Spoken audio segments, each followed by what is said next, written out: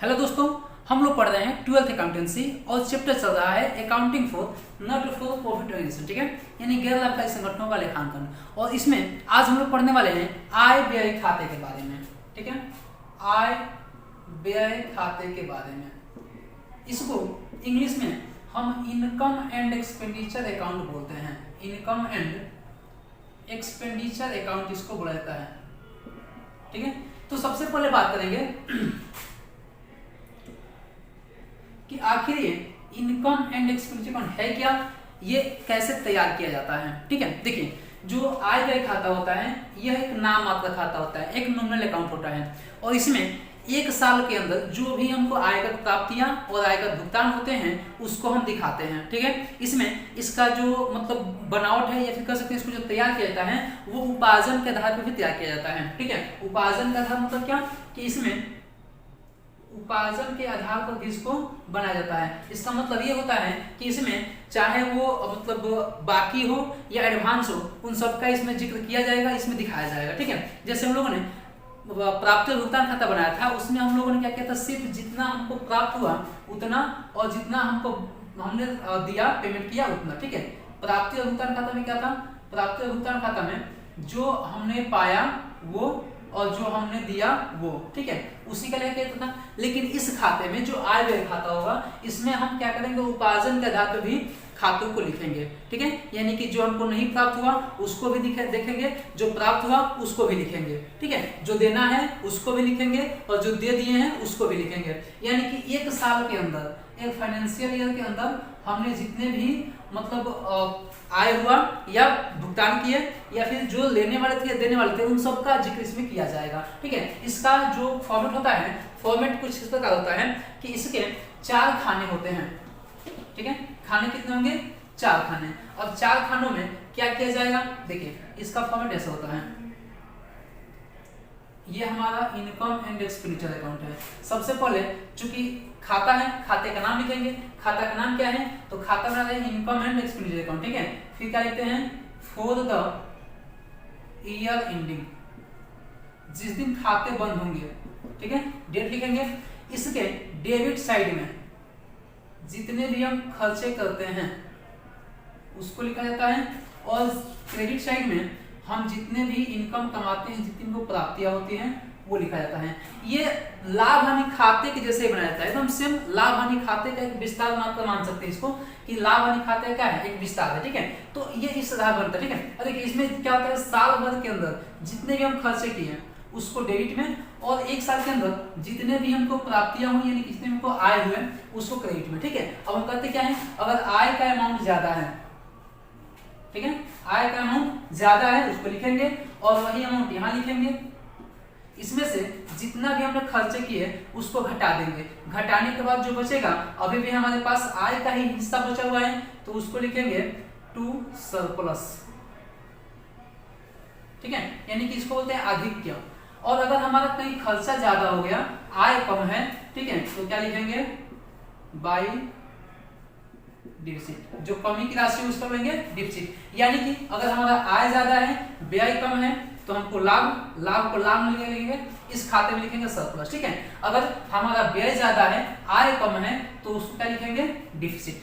कोई दिक्कत, तो ऐसे करके हम क्वेश्चन का सॉल्यूशन कर सकते हैं। ठीक है, चलिए क्वेश्चन लेते हैं। क्वेश्चन नंबर 20 क्या दिया हुआ है, तो क्वेश्चन दिया है, निम्नलिखित सूचनाओं से 31 मार्च 2022 को समाप्त होने वाले वर्ष के लिए आय व्यय खाता बनाइए। ठीक है, हमको क्या करना है, इनकम एंड एक्सपेंडिचर तैयार करना है। दिया हुआ है फीस कलेक्टेड, शुल्क संग्रह 4,20,000 रुपए, सैलरी पेड वेतन दिया कितना, 3 लाख रुपए, टूर्नामेंट व्यय टूर्नामेंट एक्सपेंसेस दिया है 15,000 रुपए, ट्रेवलिंग एक्सपेंसेस यात्रा व्यय 18,000, लेखन सामग्री व्यय वह है 15,000, फिर किराया दिया रेंट पेड 12,000 और डाक तथा टेलीफोन व्यय जो है पोस्टेज टेलीफोन एक्सपेंसेस ये है 10,000। ठीक है, देखिए नीचे दिया है पुस्तकों का क्रय, ये क्या है, देखिए इस जो हम खाते बनाएंगे, खातों में जितने भी आयगत आय और आयगत व्यय हैं उन्हीं का लेखा किया जाएगा। जो भी पूंजीगत आय और पूंजीगत व्यय है उसका लेखा इसमें नहीं किया जाएगा। ठीक है, तो जो पुस्तक का क्रय है वो क्या है, पूंजीगत व्यय है, इसलिए इसको हम इसमें नहीं दिखाएंगे। ठीक है, चलो देखते हैं क्वेश्चन कैसे बनेगा। सबसे पहले बताए थे क्या, सबसे पहले तो हमको खाता खींचना होगा, जो खाते हम तैयार करने वाले हैं। तो कौन सा खाता तैयार करने वाले हैं हम, आय व्यय खाता, तो सबसे पहले क्या लिखेंगे, इनकम एंड एक्सपेंडिचर अकाउंट। किसका है, तो नाम दिया है, किसी का नहीं दिया है, नाम नहीं दिया, ठीक है, छोड़ देंगे। क्या लिखेंगे, फॉर द, नीचे लिखेंगे फॉर द ईयर एंडिंग, खाते कब बंद हो रहे हैं हमारे, ठीक है, तो ये खाते बंद हो रहे हैं 31 मार्च 2022 को, लिखेंगे 31 मार्च 2022 को, ठीक है। यहां पर क्या लिखते हैं, यहां पर हम लिखते हैं एक्सपेंडिचर अमाउंट, यहां लिखते हैं इनकम और यहां लिखते हैं अमाउंट, ठीक है। हमने साल भर में जितना भी प्राप्त किया, ठीक है, जितनी भी राशि हमने प्राप्त की, कलेक्ट की, उसको इनकम में, और जितने भी हम भुगतान किए हैं उसको एक्सपेंडिचर में, ठीक है, बशर्ते किसको, तो पूंजीगत आय और पूंजीगत व्यय को छोड़कर, ठीक है। तो सबसे पहले क्या दिया है, दिया है फीस कलेक्टेड, फीस कलेक्ट हुआ है, ठीक है, तो कहाँ इनकम लिखेंगे बाई फीस कलेक्टेड। हमने कितना कलेक्ट किया, तो कलेक्ट किए हैं 4,20,000 रुपए, तो लिखेंगे 4,20,000 रुपए, ठीक है। और क्या दिया है, दिया है सैलरी पैड, हमने भुगतान किया, तो पैड करेंगे तो डेबिट में लिखेंगे टू सैलरी पैड। अब सैलरी कितना का दिया गया भाई, तो सैलरी दे दिया गया 3 लाख का, ठीक है। उसका से क्या दिया है, दिया है टूर्नामेंट एक्सपेंसेस। देखिए टूर्नामेंट के लिए कोई फंड नहीं है, तो इसका मतलब हमने खुद से एक्सपेंस किया है, टूर्नामेंट एक्सपेंसेस कितना है भाई, 15,000 रुपए। उसके बाद से क्या दिया है यात्रा व्यय, ट्रेवलिंग एक्सपेंसेस, तो ट्रेवलिंग एक्सपेंसेस भी डेबिट, क्योंकि जितने भी खर्चे होंगे सबको डेबिट, तो ट्रेवलिंग में कितना 18,000 खर्चा कर दिया हमने, ठीक है। उसके बाद से क्या दिया है स्टेशनरी एक्सपेंसेस, स्टेशनरी का खर्चा,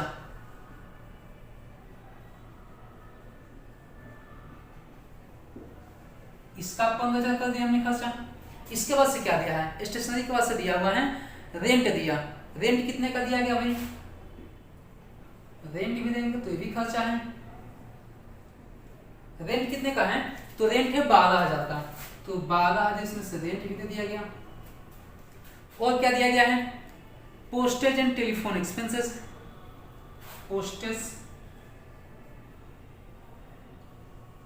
एंड टेलीफोन। अब देखिए पोस्टेज एंड टेलीफोन एक्सपेंसेस भी हमने दे दिया कितना 10,000 रुपए। और क्या किया गया है, और तो कुछ नहीं दिया गया है। अब देखिए दिया गया है परचेज ऑफ बुक्स, ठीक है, किताबें खरीदी, तो किताब जो खरीदते हैं उसको तो हमने दिखाते हैं, क्योंकि किताब खरीदना क्या है, वो एक मतलब समझिए कि पूंजीगत इन्वेस्टमेंट है, पूंजीगत मतलब वो खर्चा है, तो उसको नहीं दिखाएंगे, उसको छोड़ देंगे, ठीक है। अब देखिए अब इसमें कितना हुआ, तो ये टोटली हो गया, इधर तो कुछ है नहीं 4,20,000, यहाँ भी क्या लिखेंगे 4,20,000। पहले देख रहे हैं किधर का अमाउंट ज्यादा है, ये वाला या ये वाला, ठीक है, तो हमको ये वाला अमाउंट ज्यादा दिखाई दिया, ठीक है, हमने उसको लिखा 4,20,000, वही अमाउंट है, यहाँ लिखेंगे 4,20,000 रुपया, ठीक है। इसमें से क्या सब घटा देंगे, घटाने का जो बचेगा वो हमारा हो जाएगा सरप्लस। अगर इस साइड कमी आती है तो सरप्लस, अगर उधर जाएगा तो डिफिसिट, ठीक है, तो क्या लिखेंगे सरप्लस। अब 4,20,000 में से इन सबको घटाएंगे, ठीक है, तो कितना होगा,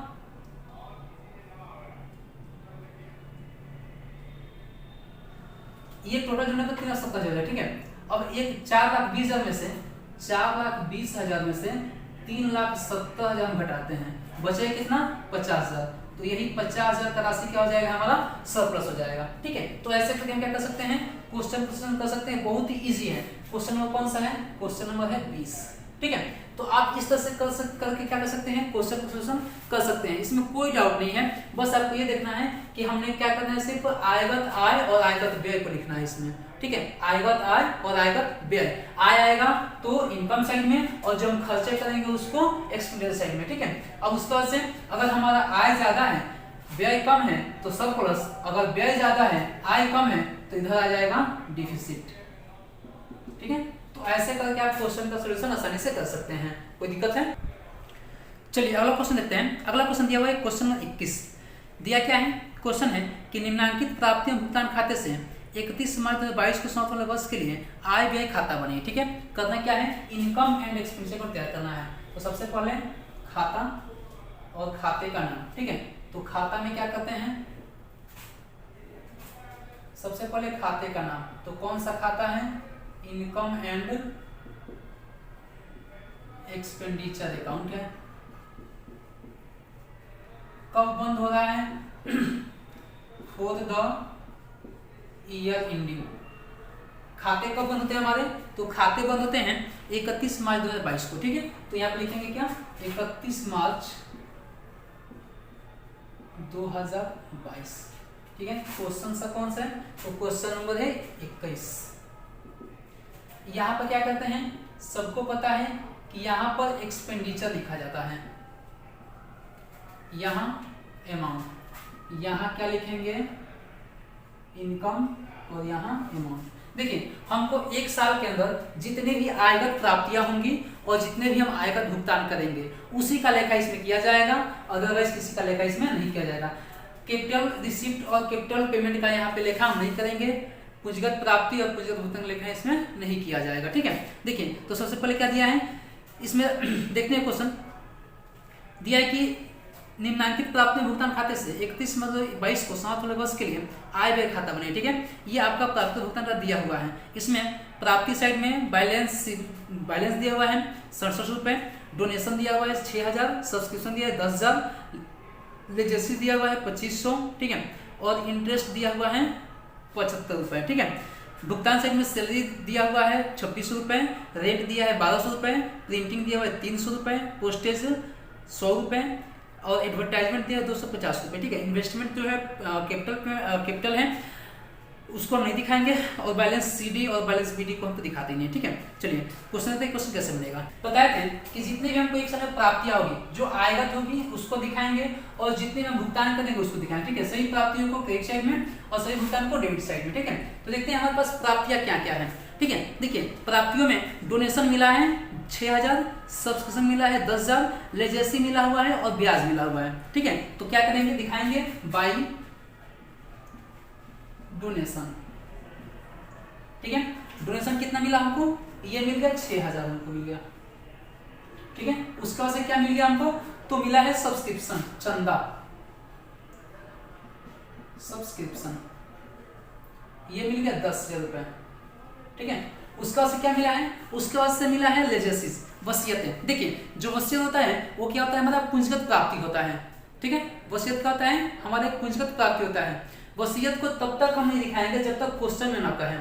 ठीक है, किसी क्वेश्चन में आएगा कि वसीयत का आधा आय माना जाए। ठीक, तो वहां पे जब कहेगा कि वसीयत को आधा आय माना जाए तो उसका आधा दिखाएंगे, जितना कहे उतना दिखाएंगे। लेकिन यहाँ पे क्या है, वसीयत जो होता है वो पूंजीगत प्राप्ति होती है, एकदम कंफर्म है। ठीक है, तो पूंजीगत प्राप्ति को हम यहाँ पे नहीं दिखाएंगे। ठीक है, लेकिन जो ब्याज है, ब्याज हमको हमेशा मिलता रहेगा, तो इंटरेस्ट को दिखा सकते हैं,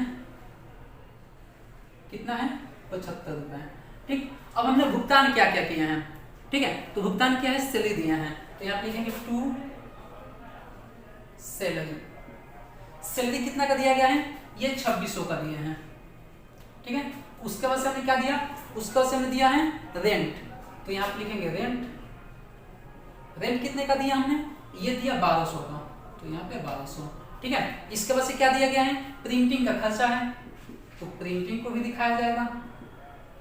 ये प्रिंटिंग कितने का है, ये है 300 का, तो 300 प्रिंटिंग का। उसके बाद से क्या है, पोस्टेज है, तो पोस्टेज का भी दिखाया जाएगा। पोस्टेज कितने का है, तो पोस्टेज है 100 रुपए का, यहाँ 100 रुपए पोस्टेज का हो जाएगा। उसके बाद से क्या है, उसके बाद से है एडवर्टाइजमेंट,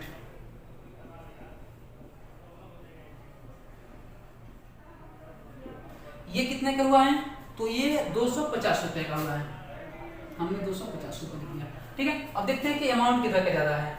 ठीक है, सबसे पहले हम कहते हैं अमाउंट कितना ज्यादा है, तो अमाउंट ये वाला ज्यादा है, लिखेंगे कितना हो जाएगा, 16,075 रुपए। ठीक है, वही अमाउंट यहाँ लिखेंगे 16,075 रुपए। इसमें से इन सबको घटा देंगे। ठीक है, घटाने के बाद जो बचेगा वो क्या हो जाएगा, सरप्लस।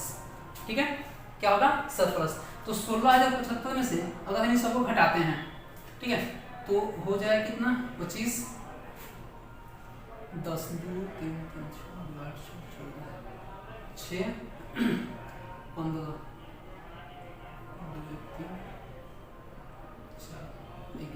ठीक है, हो जाएगा कितना 11,625 रुपये हमारा सरप्लस बचेगा। ठीक है, तो ऐसे हम क्या कर सकते हैं, क्वेश्चन का इजीली सॉल्यूशन कर सकते हैं, इसमें कुछ करना है ही नहीं। ठीक है, अगर ऐसा क्वेश्चन आए तो क्या करना है, जितने भी हमको एक साल में इनकम आ रहा है, जितने भी हमको आयकर प्राप्तियां हो रही है उसको इसके इनकम साइड में, और जितने भी हम भुगतान कर रहे हैं उसको एक्सपेंडिचर साइड में डाल करके और जोड़ घटाव कर देंगे, क्वेश्चन का आंसर आ जाएगा। ठीक है।